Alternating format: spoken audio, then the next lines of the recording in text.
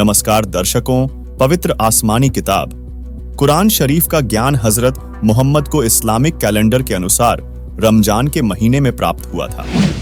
इसलिए इस्लाम धर्म में रमजान को एक पवित्र महीना माना जाता है और यही वजह है कि रमजान के इस महीने में मुसलमान भाई बहन कुरान को पढ़ते हैं, रोजे अर्थात उपवास रखते हैं, जकात अर्थात गरीबों को दान देते हैं और कुरान का ज्ञान देने वाले अल्लाह को कादिर अल्लाह मानकर उसकी इबादत करते हैं। लेकिन आज के हम अपने इस वीडियो में रमजान के मौके पर आपके सामने इस्लाम धर्म में फैली भ्रांतियों का खुलासा इस्लाम धर्म की पवित्र पुस्तक कुरान शरीफ अर्थात कुरान मजीद से करने वाले हैं। तो आप सभी से निवेदन है कि वीडियो को अंत तक अवश्य देखिए। भ्रांति नंबर 1, मुसलमान भाई बहन मानते हैं कि जिस अल्लाह ने हजरत मोहम्मद जी को कुरान शरीफ का ज्ञान दिया वह हमारा कादिर अल्लाह है, जबकि संत रामपाल जी महाराज पवित्र आसमानी किताब कुरान मजीद से बताते हैं कि सूरह अस सजदा 32 आयत नंबर 4 में लिखा है कि वह अल्लाह ही है जिसने आसमानों और जमीन को और उन सारी चीजों को जो इनके बीच हैं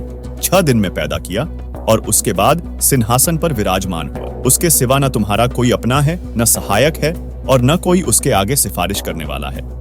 फिर क्या तुम होश में न आओगे? साथ ही कुरान का ज्ञान हजरत मोहम्मद पर उतारने वाले अल्लाह ने सूरह बकरा 2 आयत नंबर 255 में कहा है कि अल्लाह वह जीवंत शाश्वत सत्ता है जो संपूर्ण जगत को संभाले हुए है, उसके सिवा कोई खुदा नहीं है। वह न तो सोता है और न उसे ऊंघ लगती है। जमीन और आसमान में जो कुछ भी है उसी का है। कौन है जो उसके सामने उसकी अनुमति के बिना सिफारिश कर सके? वह प्रत्यक्ष और अप्रत्यक्ष सब बातों को जानने वाला है, या वह जान सकता है जिस पर वह अनुग्रह करे। उसका राज्य आसमानों और जमीन पर छाया हुआ है और उनकी देखरेख उसके लिए कोई थका देने वाला काम नहीं है। सब एक वही महान और सर्वोपरि सत्ता है। यही प्रमाण सूरत फुरकानी 25 आयत 52 से 59 में दिया गया है कि ए पैगंबर, तुम काफिरों की बात न मानना, क्योंकि वे कबीर अल्लाह को नहीं मानते। उनका सामना अर्थात संघर्ष मेरे द्वारा दी गई कुरान की दलीलों के आधार से बहुत जोर से यानी दृढ़ता के साथ करना, अर्थात वे तुम्हारी न माने कि कबीर अल्लाह ही समर्थ अर्थात कादिर अल्लाह है, तो तुम उनकी बातों को न मानना। यह कबीर वह कादिर अल्लाह है जिसने सब सृष्टि की रचना की है। उसने पानी की बूंद से मानव स्त्री पुरुष उत्पन्न किया जो इस अल्लाहु अकबर को छोड़कर अन्य देवों व मूर्तियों की पूजा करते हैं जो व्यर्थ है। वे साधक को न तो लाभ दे सकते हैं न हानि कर सकते हैं। वे तो अपने उत्पन्न करने वाले परमात्मा से विमुख हैं। और ए पैगंबर, उस जिंदा जो जिंदा बाबा के वेश में तेरे को काबा में मिला था, उस अल्लाह कबीर पर विश्वास रखो जो कभी मरने वाला नहीं है, और तारीफ के साथ उसकी पाकी बयान करते रहो। वह अपने बंदों के गुनाहों पापों से अच्छी तरह परिचित है, यानी सत्य साधक के सब पाप नाश कर देता है। कबीर अल्लाह अर्थात अल्लाहु अकबर वही है जिसने सर्व सृष्टि की रचना 6 दिन में की, फिर ऊपर अपने निज लोक में सिंहासन पर जा विराजा। वह कबीर अल्लाह बहुत रहमान है। उसके विषय में पूर्ण जानकारी किसी बाखबर अर्थात तत्वदर्शी संत से पूछो, उससे जानो। दर्शकों, बाखबर संत रामपाल जी महाराज द्वारा कुरान मजीद के बताए गए उपरोक्त प्रमाणों से सिद्ध हुआ कि 1. कुरान शरीफ का ज्ञानदाता जिसे मुसलमान भाई अपना अल्लाह मानते हैं वह कादिर अल्लाह अल्लाहु अकबर यानी पूर्ण समर्थ परमात्मा नहीं है। 2. मुसलमान जिसे अपना अल्लाह मानते हैं उसे उस कादिर अल्लाह की जानकारी नहीं है। 3. कुरान शरीफ में उस अल्लाहु अकबर की पूर्ण जानकारी नहीं दी गई। 4. वह कादिर अल्लाह जिसने सर्व सृष्टि की रचना की जो अपने सच्चे भक्तों के गुनाहों अर्थात पापों को नाश कर देता है, वह अल्लाह कबीर है जो कुरान ज्ञान बताने वाले से अन्य है।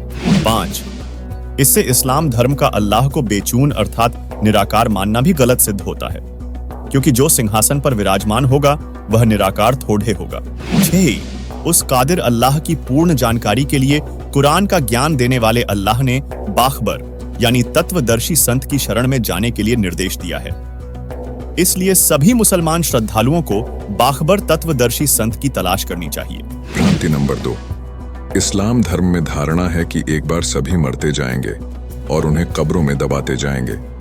जब खरबों वर्ष बाद कयामत आएगी तो अल्लाह उन्हें जीवित करके उनके कर्मों के आधार पर जन्नत या जहन्नुम में भेजेगा।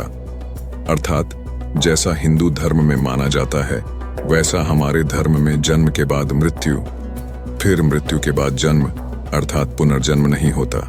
जबकि बाखबर संत रामपाल जी महाराज पाक पुस्तक कुरान मजीद से बताते हैं कि कुरान ज्ञान देने वाले ने कुरान की सूरत कहफ 18 की आयत 47 और 48 में कहा है कि पृथ्वी तो रहेगी, उस पृथ्वी को तुम देखोगे कि खुला मैदान पड़ा है, उसके ऊपर के पर्वत व अन्य रचना नहीं रहेंगे और सब लोग परमात्मा के सामने अपने कर्मों का फल प्राप्त करने के लिए पंक्ति में खड़े होंगे। फिर सूरत मुल्क की आयत 2 में कहा है कि जिस अल्लाह ने मरना और जीना बनाया ताकि तुम्हें जांचे कि तुम में कौन अच्छा काम करता है, वह अल्लाह बड़ा बलवान और बड़ा ही क्षमा करने वाला है। वहीं सूरह अर-रूम 30 की आयत नंबर 11 में कहा है कि अल्लाह पहली बार सृष्टि को उत्पन्न करता है, फिर उसे दोहराएगा यानी पुनरावर्ती करेगा।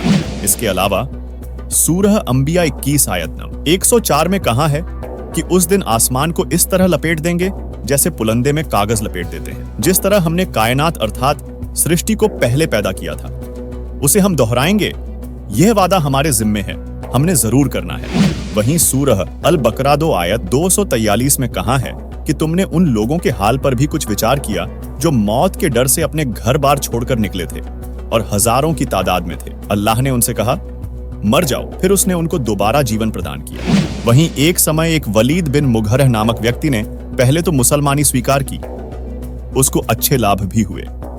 वह पहले विरोधियों का सरदार था, बाद में हजरत मोहम्मद जी की खिलाफत करने लगा, कुरान को जादू करार देने लगा तथा कहने लगा कि यह तो मानव द्वारा बोली वाणी है, अल्लाह की नहीं है, तथा हजरत मोहम्मद को जादूगर बताने लगा। तब कुरान ज्ञान देने वाले अल्लाह ने सूरह मुद्दस्सिर 74 की आयत नंबर 26-27 में कहा कि मैं शीघ्र ही उसे नरक यानी जहन्नुम में झोंक दूंगा, यानी नरक की आग में डाल दूंगा।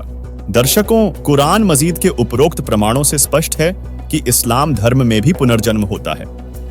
इस्लाम धर्म में जो धारणा है कि एक बार सभी मरते जाएंगे और उन्हें कब्रों में दबाते जाएंगे, जब कयामत आएगी तो उन्हें जीवित किया जाएगा, यह एकदम गलत सिद्ध होती है।